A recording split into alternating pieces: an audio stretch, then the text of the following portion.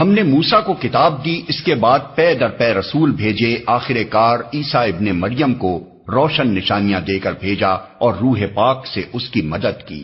پھر یہ تمہارا کیا ڈھنگ ہے کہ جب بھی کوئی رسول تمہاری خواہشات نفس کے خلاف کوئی چیز لے کر تمہارے پاس آیا تو تم نے اس کے مقابلے میں سرکشی ہی کی، کسی کو جھٹلایا اور کسی کو قتل کر ڈالا۔ وہ کہتے ہیں ہمارے دل محفوظ ہیں، نہیں، اصل بات یہ ہے کہ ان کے کفر کی وجہ سے ان پر اللہ کی پھٹکار پڑی ہے، اس لیے وہ کم ہی ایمان لاتے ہیں۔ اور اب جو ایک کتاب اللہ کی طرف سے ان کے پاس آئی ہے، اس کے ساتھ ان کا کیا برتاؤ ہے؟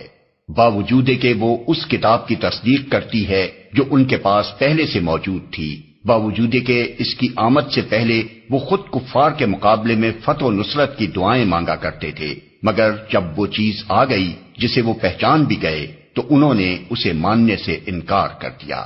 خدا کی لعنت ان منکرین پر۔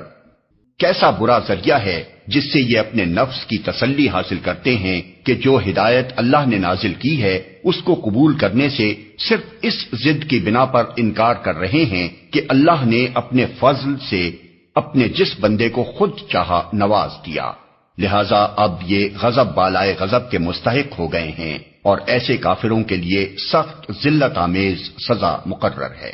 جب ان سے کہا جاتا ہے کہ جو کچھ اللہ نے نازل کیا ہے اس پر ایمان لاؤ تو وہ کہتے ہیں کہ ہم تو صرف اس چیز پر ایمان لاتے ہیں جو ہمارے ہاں یعنی نسل اسرائیل میں اتری ہے، اس دائرے کے باہر جو کچھ آیا ہے اسے ماننے سے وہ انکار کرتے ہیں، حالانکہ وہ حق ہے اور اس تعلیم کی تصدیق و تائید کر رہا ہے جو ان کے ہاں پہلے سے موجود تھی۔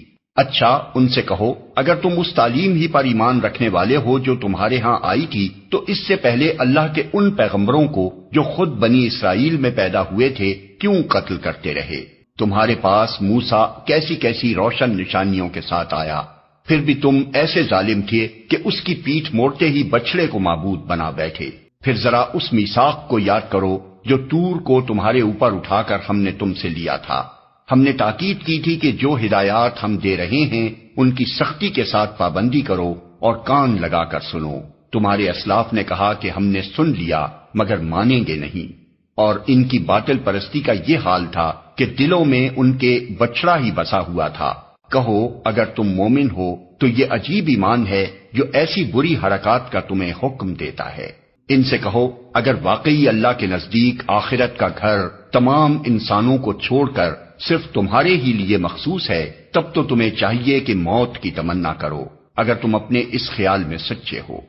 یقین جانو یہ کبھی اس کی تمنا نہ کریں گے، اس لیے کہ اپنے ہاتھوں جو کچھ کما کر انہوں نے وہاں بھیجا ہے اس کا اقتضا یہی ہے کہ یہ وہاں جانے کی تمنا نہ کریں۔